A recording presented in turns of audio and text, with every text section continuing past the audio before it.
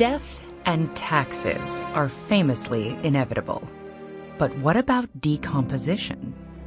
As anyone who's seen a mummy knows, ancient Egyptians went to a lot of trouble to evade decomposition. So, how successful were they? Living cells constantly renew themselves. Specialized enzymes decompose old structures, and the raw materials are used to build new ones.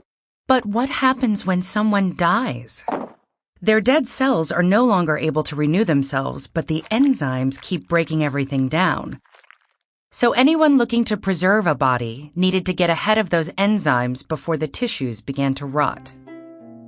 Neurons die quickly, so brains were a lost cause to ancient Egyptian mummifiers, which is why, according to Greek historian Herodotus, they started the process by hammering a spike into the skull, mashing up the brain, flushing it out the nose, and pouring tree resins into the skull to prevent further decomposition.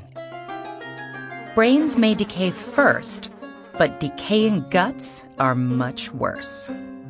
The liver, stomach, and intestines contain digestive enzymes and bacteria, which, upon death, start eating the corpse from the inside.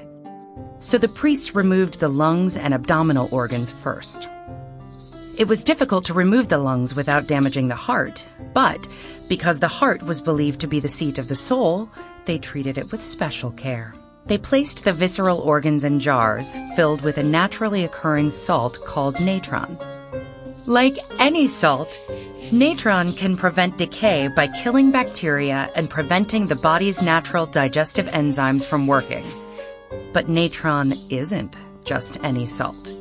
It's mainly a mixture of two alkaline salts, soda ash and baking soda. Alkaline salts are especially deadly to bacteria, and they can turn fatty membranes into a hard, soapy substance, thereby maintaining the corpse's structure. After dealing with the internal organs, the priests stuffed the body cavity with sacks of more natron and washed it clean to disinfect the skin. Then, the corpse was set in a bed of still more natron for about 35 days to preserve its outer flesh.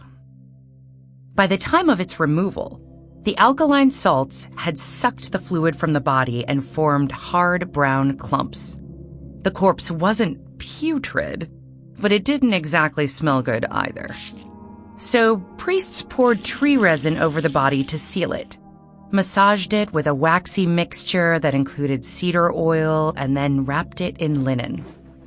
Finally, they placed the mummy in a series of nested coffins, and sometimes even a stone sarcophagus.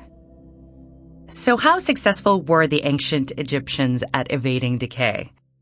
On one hand, mummies are definitely not intact human bodies. Their brains have been mashed up and flushed out, their organs have been removed and salted like salami, and about half of their remaining body mass has been drained away. Still, what remains is amazingly well preserved. Even after thousands of years, scientists can perform autopsies on mummies to determine their causes of death, and possibly even isolate DNA samples. This has given us new information. For example, it seems that air pollution was a serious problem in ancient Egypt, probably because of indoor fires used to bake bread. Cardiovascular disease was also common, as was tuberculosis. So ancient Egyptians were somewhat successful in evading decay. Still, like death, taxes are inevitable. When some mummies were transported, they were taxed as salted fish.